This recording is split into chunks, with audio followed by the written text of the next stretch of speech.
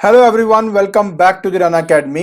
सो आज के लेक्चर के अंदर मैं आपका जो चैप्टर नंबर 8 है जिसका नाम है साउंड, उसको स्टार्ट करने वाला हूं। तो आज के लेक्चर के अंदर हम पार्ट ए के कुछ टॉपिक्स को डिस्कस करने वाले हैं। तो बिना कोई टाइम वेस्ट किए चलिए शुरू करते हैं। तो देखिए, सबसे पहला टॉपिक जो आज हमने डिस्कस करना है उसका नाम है sound and its production from vibration. देखिए, मैं चाहता हूं कि पहले आप ये समझो कि साउंड एग्जैक्टली होता क्या है। तो उसकी डेफिनेशन ऑलरेडी आपको लिखी हुई है कि कहते हैं कि जो साउंड है ना, it is just a form of energy that produces the sensation of hearing in our ears. लेकिन सबसे बड़ी बात यह है कि साउंड प्रोड्यूस कैसे होती है, फिर हम सीखेंगे कि साउंड ट्रांसमिट कैसे होती है, और साथ ही साथ मैं आपके साथ ये भी शेयर करना चाहता हूं कि हमें कैसे इंटरप्रेट होता है कि जो सामने वाला पर्सन कुछ बोल रहा है तो हमें कैसे समझ में आती है। ठीक है, तो इन छोटी छोटी बातों को आज हमने यहां पर स्टडी करना है। ये बातें चाहे छोटी हो बट इतनी ज्यादा इंपॉर्टेंट है, जिससे आपका जो साउंड चैप्टर के प्रति जो आपका पर्सपेक्टिव है वो इंटायरली चेंज हो जाएगा। अब सबसे पहले मैं शुरुआत करूंगा एक बहुत सिंपल एग्जाम्पल से, जो कि आपके बुक के अंदर भी दिया हुआ है। तो सबसे पहला एग्जाम्पल यह है कि मान लो मेरे पास एक रबर की यहाँ पे रबर बैंड है बेसिकली, एंड उसके एक एंड को मैं तीत पे रखूंगा, दूसरे को स्ट्रेच करूंगा और उसको प्लग करूंगा। फिर देखते हैं कि क्या साउंड प्रोड्यूस होती है कि नहीं होती। तो अब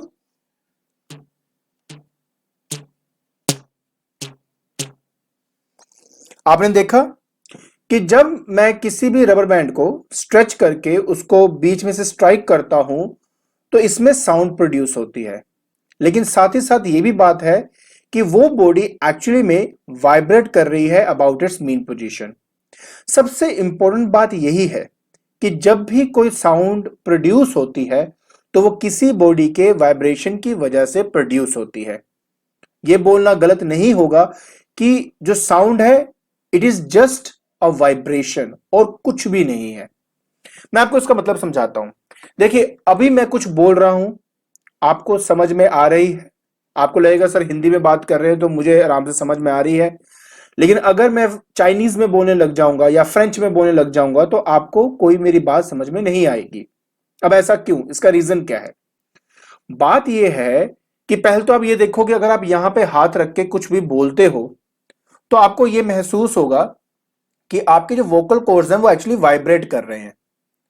यही वो वाइब्रेशन है जिसकी एनर्जी हवा के थ्रू होते हुए, हवा basically as a medium act करता है, जिसके थ्रू होते हुए जो साउंड है वो आपके ईयर के अंदर एंटर करती है, और ईयर के अंदर जाके यही जो साउंड है वो इलेक्ट्रिकल एनर्जी में कन्वर्ट होती है, और तब जाकर मैं किसी चीज को समझ पाता हूं।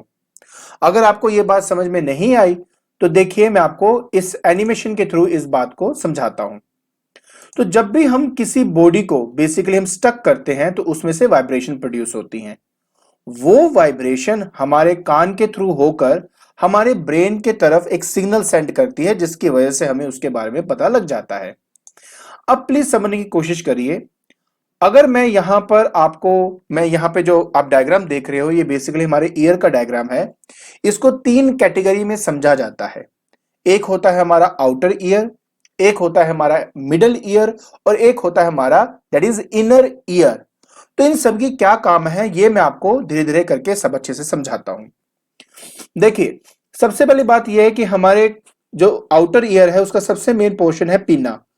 ये जो पीना है इसका सबसे बड़ा काम पता क्या होता है कि जो साउंड आती है ना, वो यहां पे इसकी हेल्प से स्ट्राइक होकर सीधा हमारे जो ईयर कैनल है इसके अंदर हमारी वाइब्रेशन पहुंच जाती है। देखिए कैसे। तो कोई भी साउंड है जब वो यहां स्ट्राइक करेगी तो वो स्ट्राइक होने के बाद वो आपका इसी ईयर कैनल के थ्रू अंदर वो ट्रांसमिट हो जाएगा, और अंदर ट्रांसमिट होने के बाद ये जो अंदर का जो ईयर ड्रम है ना, इस ईयर ड्रम को वो एक्चुअली वाइब्रेट करना शुरू कर देता है। उसके बाद अब ये जो वाइब्रेशन है वो अंदर हमारे तीन ईयर बोन्स को वाइब्रेट करता है, जिसमें पहला हमारे पास हैमर है, दूसरा हमारे पास जो है वो एनविल है, और तीसरा हमारे पास स्टेरिप है। अब होता यह है कि आपने कुछ बोला। आप जब बोलते हो ना, कभी ये ट्राई करके देखो, अभी आप ट्राई करके देख सकते हो। अपने मुंह के आगे अपना हाथ रखो और कुछ भी बोलो। जब आप कुछ भी बोलोगे ना, आपको यहां पर प्रेशर फील होगा। ठीक है, क्या फील होता है? प्रेशर फील होता है। ये वही प्रेशर का डिफरेंस है जो हमारे ईयर ड्रम के अंदर हम क्रिएट करते हैं। देखो, मैं कुछ भी बोलूंगा तो यहां पर प्रेशर फील हो रहा है, उसकी वजह से जो भी ये बॉडी होगी ये भी वाइब्रेट करेगी उसी प्रेशर के विद रिस्पेक्ट टू। अब क्या होता है, हमारा हैमर होता है वाइब्रेट। हैमर वाइब्रेट होगा, उसके बाद ये जो आपके 3 बोन्स आपको दिखाई दे रहे हैं ये वाइब्रेट होते हैं। इन 3 बोन्स का काम होता है आपके साउंड को एम्पलीफाई करना। एम्पलीफाई करने का मतलब है कि उसकी लाउडनेस बढ़ाना। अब जब वो आपका एम्पलीफाई होता है, उसके बाद क्या होगा? अब एम्पलीफाइड होने के बाद वो एक्चुअली एंटर करता है हमारे इनर ईयर के अंदर। अब इनर ईयर के अंदर होता है हमारे पास दैट इज कॉक्लिया। इस कॉक्लिया का काम होता है कि आपके ये जो प्रेशर की वेरिएशन आई है ना, उस प्रेशर के वेरिएशन को इलेक्ट्रिकल सिग्नल्स में कन्वर्ट करना। अब वो इलेक्ट्रिकल सिग्नल्स जो हैं, जो कॉक्लिया ने कन्वर्ट किए हैं, वो एक्चुअली इस ऑडिटरी नर्व्स की हेल्प से हमारे ब्रेन के तरफ चली जाती है। अब ये है पूरा एक वे जिसके थ्रू आपका जो साउंड है, जिसके अंदर एक्चुअली वो साउंड कुछ नहीं है, जस्ट प्रेशर का वेरिएशन। उस प्रेशर के वेरिएशन को हमारा जो कॉक्लिया है वो बेसिकली कन्वर्ट कर देता है इलेक्ट्रिकल सिग्नल्स के अंदर, एंड ऑडिटरी नर्व्स की हेल्प से हमारा वो जो सिग्नल है वो ब्रेन में चले जाता है। और जैसे ही वो ब्रेन में जाएगा, हमें ये पता लग जाता है कि वो जो प्रेशर है वो एक्चुअली में किस पर्टिकुलर फ्रीक्वेंसी से रिजेंबल करता है या किस पर्टिकुलर वर्ड से रिजेंबल करता है। अब इसका मतलब क्या है ये मैं आपको बताता हूं। अब देखिए, क्या है कि बचपन से ही ना हमें हर एक लेटर के पर्सपेक्टिव से एक फ्रीक्वेंसी सिखाई गई है। जैसे कि अगर मैं बोलता हूं ए, तो जैसे मैंने ए बोला, ये सिर्फ एक साउंड की फ्रीक्वेंसी है और इस फ्रीक्वेंसी को आपके दिमाग के अंदर फिट कर दिया गया है कि वो एक्चुअली में ए ऐसा दिखाई देता है। उसी तरह अगर मैं बी बोलता हूं या सी बोलता हूं, तो हर एक लेटर की अपनी एक फिक्स्ड फ्रीक्वेंसी होती है और वो फ्रीक्वेंसी से अब जब वो फ्रीक्वेंसी आपका दिमाग पढ़ता है तो उसको लगता है कि एक्चुअली में आपने क्या बोला है। अगर मैं एप्पल बोलता हूं तो APPLE, हर एक लेटर की अपनी एक फ्रीक्वेंसी है। एप्पल बोलने से सभी वेव एक दूसरे के ऊपर इंटरमिक्स होकर एक नई वेव क्रिएट होती है और हमने उस वेव को समझ लिया है कि जब भी ये वेव कहीं से हमें सुनाई देगी तो इसका मतलब है कि सामने वाला पर्सन एप्पल को बोल रहा है। तो ये बात समझनी हमारे लिए बहुत ही ज्यादा इंपॉर्टेंट है कि sound is just a vibration जो कि एक वाइब्रेटिंग बॉडी बनाता है। अब इसको समझने के लिए मैंने एक छोटा सा एक्सपेरिमेंट आपको दिखाने की कोशिश की है, तो चलिए पहले हम वो देख लेते हैं। सो देखिए, इस एक्सपेरिमेंट के अंदर मैंने क्या किया कि एक ले लिया है गिलास, उस गिलास के अंदर डाल दिया मैंने पानी, बस, और कुछ भी नहीं किया मैंने। फिर मैंने एक स्ट्रिंग लिया, उस स्ट्रिंग के साथ ना मैंने एक पेपर रोल करके ना इसके साथ टाई कर दिया। अब ये प्रूव करना है कि क्या जो साउंड प्रोड्यूस होती है वो एक वाइब्रेटिंग बॉडी से होती है। उसको पता करने के लिए क्या किया, जस्ट मैंने इसको इसके साथ टच किया। अब टच करने के बाद मैं क्या करूंगा कि मैं इसकी हेल्प से इसके साथ जो है मतलब इसको स्ट्राइक करूंगा, इससे साउंड प्रोड्यूस होगी और अगर साउंड प्रोड्यूस हो रही है तो मतलब ये वाइब्रेट करेगा और अगर ये वाइब्रेट करेगा दैट मींस ये जो आपका पेपर का जो मैंने बॉल बनाया है ये आपका डिस्प्लेस होगा फ्रॉम इट्स मेन पोजीशन। तो देखिए क्या ये होता है कि नहीं होता, लेट्स सी। देखो, अगर मैं इसको स्ट्राइक करता हूं तो देखो एक तो साउंड प्रोड्यूस हो रही है और उसी टाइम पर ये अपनी जगह को छोड़कर थोड़ा डिस्प्लेस हो जाता है लाइक दिस। मैं जितना जोर से इसको मारूंगा उतना ये दूर जाएगा, देखिए लाइक दिस। तो इससे ये बात प्रूव होती है कि कोई भी वाइब्रेटिंग बॉडी है वो एक्चुअली आपका साउंड प्रोड्यूस करता है। आई होप आपको ये छोटा सा एक्सपेरिमेंट समझ में आ गया होगा। गुड, तो चलिए अब हम आगे देखते हैं। तो अब हमने एक्चुअली में ये समझ लिया कि साउंड होता क्या है और किस तरह से हमें कोई साउंड जो है वो रिकॉग्नाइज्ड होती है कि एक्चुअली में वो जो सामने वाला पर्सन कुछ बोल रहा है वो क्या बोल रहा है, ठीक है ना। और अब हम इस पर्टिकुलर आर्टिकल में ये समझेंगे कि सचमुच में साउंड को मूव करने के लिए हमें किसी मीडियम की रिक्वायरमेंट होती है। इस एक्सपेरिमेंट के अंदर क्या किया गया है कि मेरे पास एक बेल जार है, उसके अंदर एक इलेक्ट्रिक बेल लगाई गई है एंड एक वैक्यूम पंप भी इसमें अटैच किया हुआ है। तो देखो है तो बहुत सिंपल ही। यहां से मैं जो की है इसको क्लोज कर देता हूं, बैट इसमें से करंट जो है वो पास होनी शुरू हो जाती है। करंट पास करने की वजह से ये जो इलेक्ट्रिक बेल है इसमें से साउंड आना शुरू हो जाता है। फिर हम क्या करते हैं कि वैक्यूम पंप की हेल्प से इस बेल जार के अंदर जितनी भी हवा है इसको बाहर निकालना शुरू कर देते हैं। हमें एक्चुअली आफ्टर सम टाइम ये देखने को मिलता है कि ये जो गोंग है वो तो इस मेम्ब्रेन के साथ स्ट्राइक कर रहा है, वो इस मेटल के साथ लगातार स्ट्राइक कर रहा है, लेकिन हमें कोई भी आवाज सुनाई नहीं देती है। इसका मतलब यह है कि साउंड को मूव करने के लिए या प्रोपोगेट करने के लिए कोई ना कोई मीडियम की रिक्वायरमेंट होती है। सो सबसे इंपॉर्टेंट टर्म ये हमेशा याद रखना, सबसे इंपॉर्टेंट लाइन है ये आपकी, that the material medium is necessary for the propagation of sound from one place to another. अच्छा, उस पर्टिकुलर मीडियम में होना क्या क्या चाहिए मैं आपको पहले एक बार समझा देता हूं। देखिए, तीन बेसिक प्रॉपर्टी बहुत इंपॉर्टेंट होती है एक साउंड को स्मूथली मूव करने के लिए from one point two another point. पहला होता है आपका इलास्टिसिटी, मीडियम में इलास्टिसिटी होनी चाहिए, दूसरी इनर्शिया और तीसरा फ्रिक्शन लेस होनी चाहिए। अब मैं इसका मतलब समझाया तो कुछ इतना बड़ा तगड़ा मतलब नहीं है, बहुत सिंपल सा है ये। देखिए क्या होता है, जैसे मैंने आपको कहा कि मैं आपको यहां पे ये समझाता हूं कि जैसे मैंने आपको कहा था कि मेरे पास ना मान लो कोई पर्सन है, अगर वो कुछ बोलता है तो बोलने से क्या होता है कि वो एक्चुअली में एक डिफरेंट प्रेशर क्रिएट कर रहा है आपका, है ना, प्रेशर वेरिएशन क्रिएट कर रहा है, वाइब्रेशन प्रोड्यूस हो रही है आपकी। तो बेसिकली क्या है कि वो मेरे इस वाले पार्टिकल को एक एनर्जी प्रोवाइड करता है। पहले इनिशियली क्या था, ये सारे सारे पार्टिकल एक दूसरे से इक्वी डिस्टेंस पे थे। फिर जैसे मैं बोलना शुरू हुआ इसने इस पार्टिकल को वाइब्रेट करना शुरू किया। ये वाला पार्टिकल अपने साथ वाले को वाइब्रेट करता है, ये वाला अपने साथ वाले को, ये वाला अपने साथ वाले को, और इस तरह से जो आपकी एनर्जी है वो ट्रांसमिट होती रहती है एक पॉइंट से दूसरे पॉइंट के अंदर। अब अगर एक पार्टिकल मान लीजिए अपने एक्सट्रीम पोजीशन तक जाता है तो वो वापस जिस प्रॉपर्टी से आता है उसको इलास्टिसिटी कहते हैं। सो इलास्टिसिटी वो प्रॉपर्टी है जिसकी हेल्प से एक पार्टिकल जब अपनी एक्सट्रीम पोजीशन पे जाता है तो दोबारा वो अपनी मीन पोजीशन पे आता है। लेकिन जब वो पार्टिकल अपनी मीन पोजीशन पे आएगा तो इनर्शिया की वजह से वो जो पार्टिकल है वो आपका आगे की तरफ मूव कर जाएगा।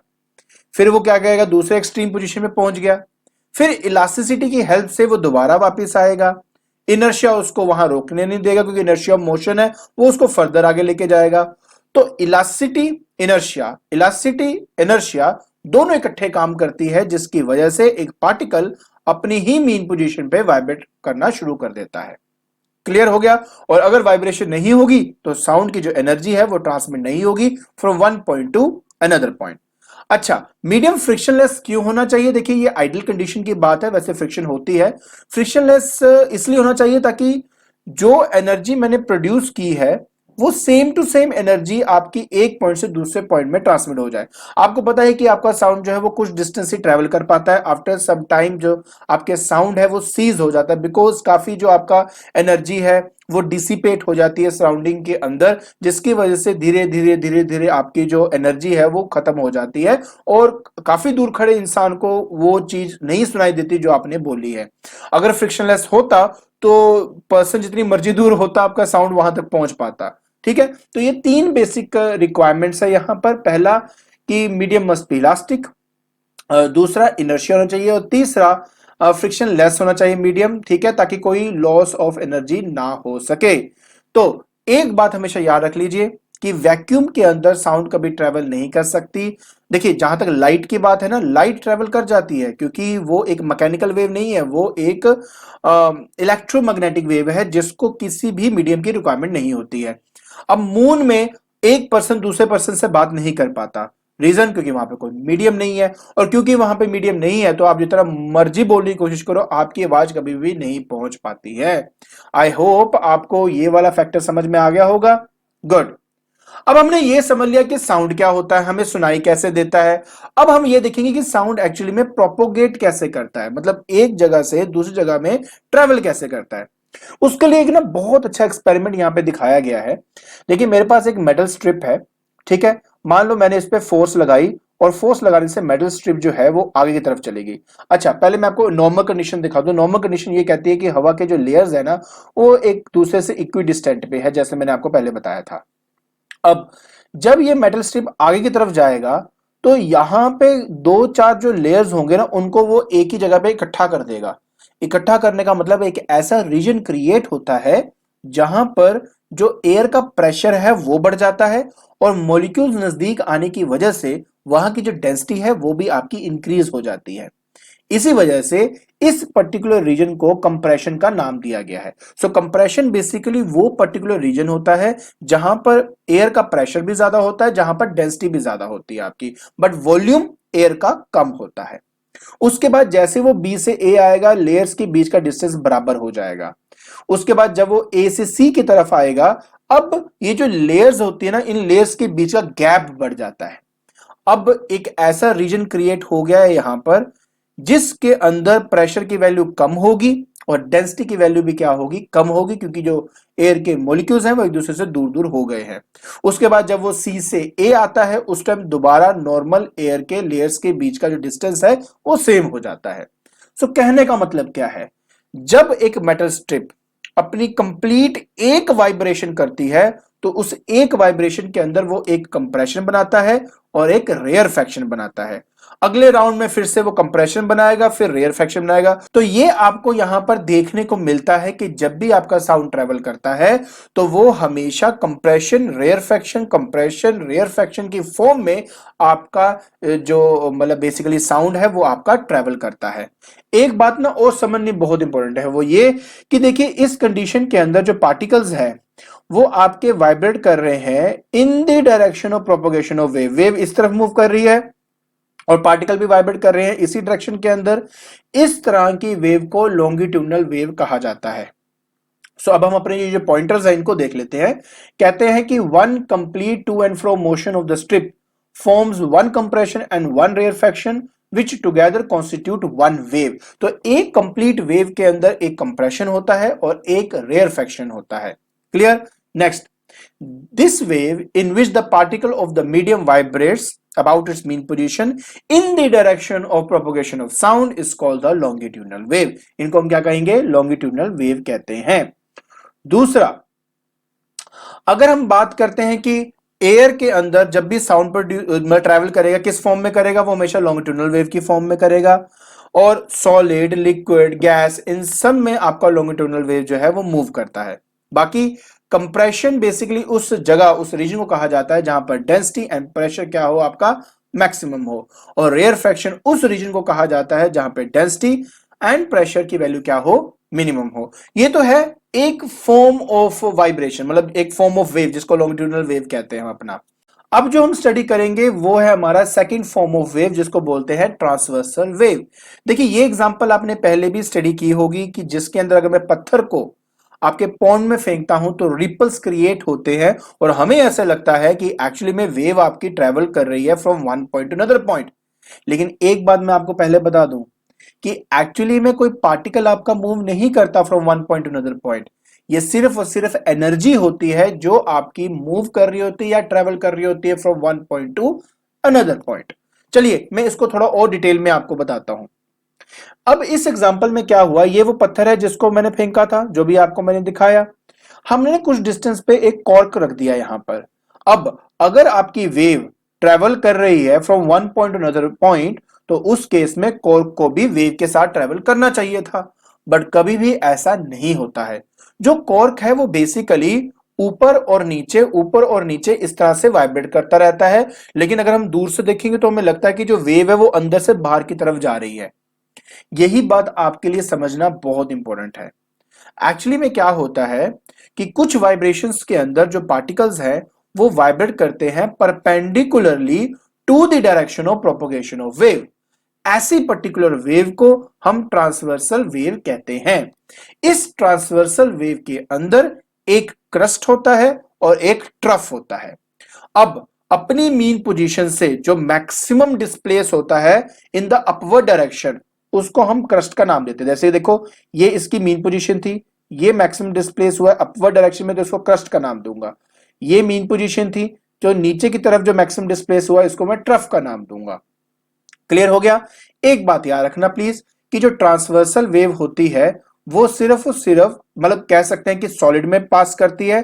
अगर मैं कहोगे कि लिक्विड में कैसे करेगी, तो लिक्विड के सरफेस पे वो ऐसे ट्रैवल कर सकती है, बट लिक्विड के अंदर या गैस के अंदर कभी भी आपकी ट्रांसवर्सल वेव नहीं होती है। क्लियर हो गया? गुड। सो फाइनली हमारे पास दो तरह की वेव्स होगी, एक होगी लॉन्गिट्यूडिनल वेव जिसमें पार्टिकल वाइब्रेट करते हैं in the direction of propagation of wave, और दूसरा होता है मेरे पास ट्रांसवर्सल वेव जिसमें पार्टिकल वाइब्रेट करते हैं perpendicular to the direction of propagation of wave. At last अब हम स्टडी करेंगे कैरेक्टरिस्टिक ऑफ वेव मोशन की।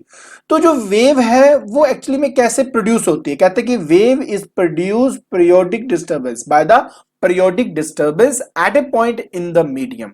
देखिए, एक मीडियम है, जैसे मैंने आपको ट्यूनिंग फोक के बारे में दिखाया था, वो अपनी मीन पोजीशन पे एक पीरियोडिक डिस्टर्बेंस क्रिएट करता है। पीरियोडिक मतलब होता है कि कॉन्टिन्यूस फॉर्म में।